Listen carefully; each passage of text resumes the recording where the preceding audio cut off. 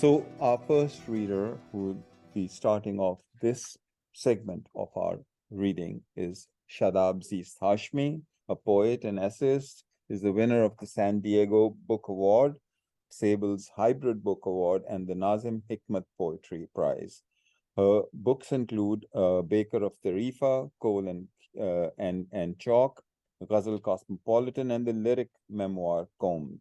Zist Hashmi's poems have been translated into Spanish, Bosnian, Urdu, and Turkish, and her work has appeared in Prairie Schooner, Mudlark, the Cortland Review, Poem, World Literature Today, Verse Daily, Thrush, Wasafiri, McSweeney's In the Shape of a Human Body, I Am Visiting the Earth, and the Best Asian Poetry 2021, among many other publications worldwide. A very distinguished poet, and a craftsperson of exceptional quality. There's no question about that. So really, we're very honored to have you here, Shadab. Please go ahead and present your poems. This is open to you. Thank you, Dr. Waqas Khaja. I'm honored to be here with all of you. It is a difficult time for me with illness in the family right now, but I really appreciate you arranging this every year and inviting me. So here I am. I'm going to begin a poem from my book, Coal and Chalk. In the 4 minutes it took me to mince the cloves, dump the tea leaves in the rose bush, and soap the carafe, a whole city was lost.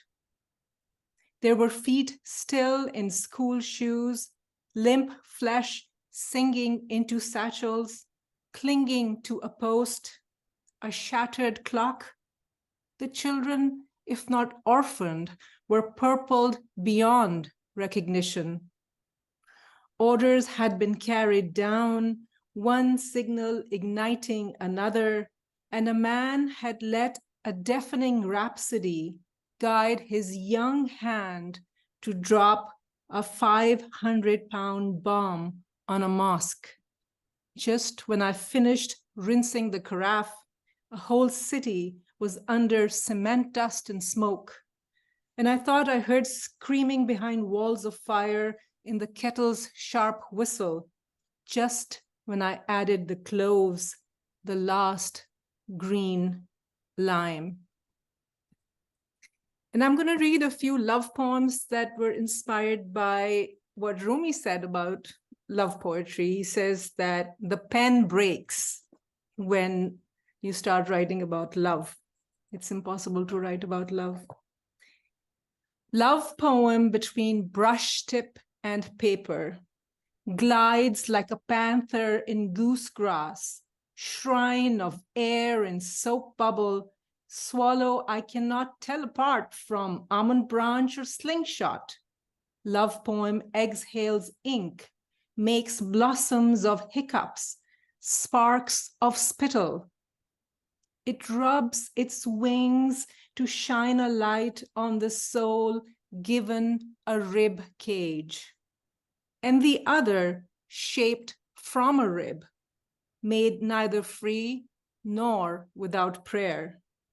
Her soul cemented to the potter's wheel, breath rising to the sky's tablet, writing love. And this second short poem is also a love poem in the same series. Love poem carried by the hoopoe. Hoopoe bird is a mythic bird in the scriptures, both the Bible and the Quran. It's a messenger between the lovers Sheba and Solomon. It also stands for divine love. Love poem carried by the hoopoe. Its shadow curling, crossing Milky Ways, lunar cuts, craters, ice, and oceans of dust. For us shorebirds with no fine crest or velvet flight, just the formula of love in veins, exact ratios between each other's wingtips, trills, intuiting light in fractions and wind's directions. We fly low and long. Turn for joys folded with aches in proportion. Turn seasons from burnt nests to gold leaf pages. Our poem in mythic talons above. And I'm going to read a ghazal. And as you know, the ghazal has a refrain, and in the Urdu tradition, so the ghazal in America comes from the Urdu tradition, and there is a traditional way of reciting the ghazal, so I'll recite it in the traditional way, and you'll hear some repetition of the refrain, of the first line, and you'll hear the refrain. It's called Apocalypse Ghazal. Pouncing from screen to retina, cyber ray kills a little. Pouncing from screen to retina, cyber ray kills a little. Avoid soot, plastic, beware, even perfume kills a little.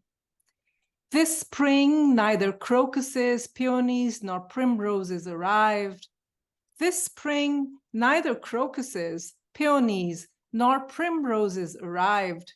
Only the Toulouse goose quawks and Taylor bird trills a little. How we woke to the oldest feud or kiss thrown down by the sun. How we woke to the oldest feud or kiss thrown down by the sun. How broke backs to split atoms labor the toil till a little. The planet reeks of ink, blood games of the times dressed as language. The planet reeks of ink, blood games of the times dressed as language. What bounties hubris will sponge, poetry will refill a little. Zeest in the chill of the universe's amaranthine night, zeest in the chill of the universe's amaranthine night, let one skipped beat your human sputter and spark thrill a little. And I'm going to end with a poem, another poem from Coal and Chalk, my second book. This is for all of us who are bilingual. It's called Bilingual. In the butcher's window, there were tongues marinating in oils and auspicious herbs. I said, that one with the rainbow. And if I may have two, give me that other, that many-textured one, crisp and tight and sublime, supple like tapioca, fine-edged like a prince's dagger, and reversible like a damask sash, and grooved like the pit of a peach, please. He filled my greedy mouth with two half tongues. Thank you very much.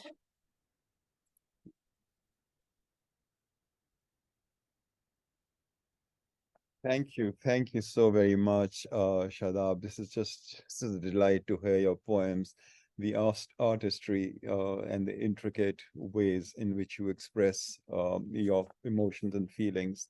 Always is such a delight to hear, to read off the page as well. But it's a rare pleasure to hear you read here at this event. Thank you so much. Appreciate this. Our next poet is also, I would say, an artist with words, a remarkable one that I've come to admire very much, Adiba Shahid Talukdar. She's a poet, vocalist, and translator of Urdu and Persian poetry. She's the author of What Is Not Beautiful from Glass Poetry Press 2018, and a debut collection, Shehre Jana, The City of the Beloved, was published by Tupelo Press 2020. And is the winner of the Kundiman Poetry Prize Adiba Talukdar has received fellowships from Kundiman and Poets House and holds an MFA in creative writing from the University of Michigan. She's currently training in Hindustani classical music under Ustad Salamat Ali. So, Adiba Talukdar, you are most welcome. Please take the stage as it is and present your poems. Thank you. Thank you so much for that beautiful introduction, Makas, and thank you so much for having me here. My poems as well are very obsessed with the Urdu ghazal. Shadab, it was so lovely to hear the way you recited that ghazal, because I think that might be the way I do it in the future. My first poem is titled When in the Dark, My Mind Brightened. It's around mental illness, as well as the idea of the ghazal beloved. When in the dark, my mind brightened. I realized I could no longer wait to be beautiful. Thus, I pushed bangles upon bangles onto my wrist, rubbing my hands raw with metal and glass. Each time a bangle broke, I watched the blood collecting at my veins with a grim face, feeling more like a woman. No symmetry or sequence. All colors clanged upon my arms, bright, jeweled, and dissonant. That night, the window air was open, the full moon luminous. I waited for my mother to turn to see me as a bride. I wanted to tell her, the world is adorning itself for my wedding. That night, my mother looked into my eyes with terror. That night, she wouldn't let me leave. So that poem's actually from Shahri Jana, which came out 3 years ago, and since then, and for a while, I've been working on another manuscript, which I've decided to call Salki, which honestly, I keep trying to finish, and more poems keep occurring, and it's a little exhausting, actually. But this poem is from there, and it's also a ghazal. Ghazal. Every saint and prophet has known madness, a chilling, restless, lone madness. Majnun in rapture cries out for Layla, heart aflame with the stone's madness. Let the starved man set his field ablaze. What won't burn when you've sown madness? Dear God, spare me the light of you. I've tried and tried to disown madness. Move deeper into Yemen's darkness. The tabla will rise to an unknown madness.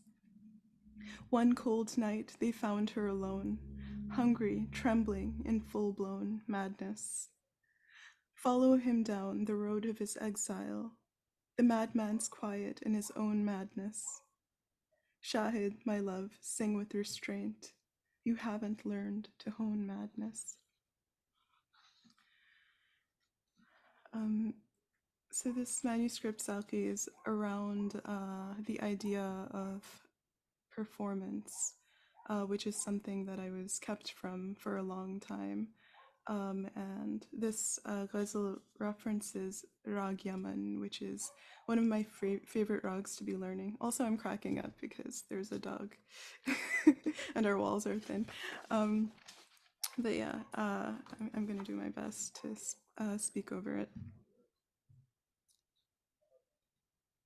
So this poem's basically how I feel, how Yaman makes me feel, and what it evokes. Yaman, an evening raga. Yaman, day's end, bangles darkening. Yaman walks along the Hudson and its parallel mania.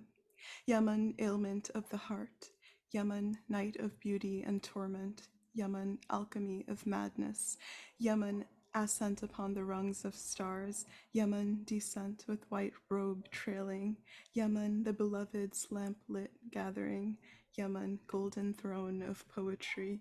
Yaman, the humming center of the universe. Yaman grieves and glissandos collects like moonlight in a lake. Yaman skips her resting note and rises to a frenzy. Yaman purifies the night of sin. See, she says, in ardor is witness.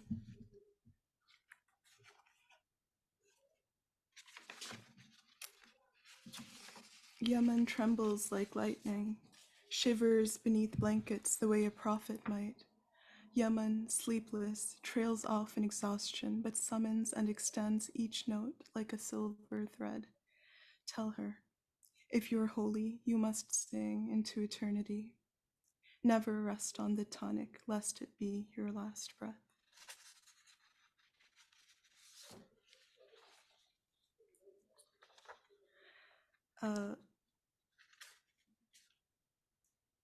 The last two are more directly focused on the Ghazal Beloved. This one is titled The Beloved. The Beloved. Many hours past dusk. The clock pauses and she steps out. The night is ink. Heaven's wine spills from its golden cup. Her lingering glance liquid scarlet. Poetry is born of unrest, a wound's flowering. Beauty a knot on time's thread, finite silvering. My cousin Harris is here today, and I just want to thank him for we're doing a thing where we're writing together every day, and I've been the most productive I have been in months, and I wrote that with him. The last one is titled Mehfil. The beloved ascends as the night climbs the rungs of stars. Seated on a mirrored cushion, she's both spectacle and witness, both of the mehfil and its all-seeing God. She knows the dark blue waters of human existence and the grief of parting.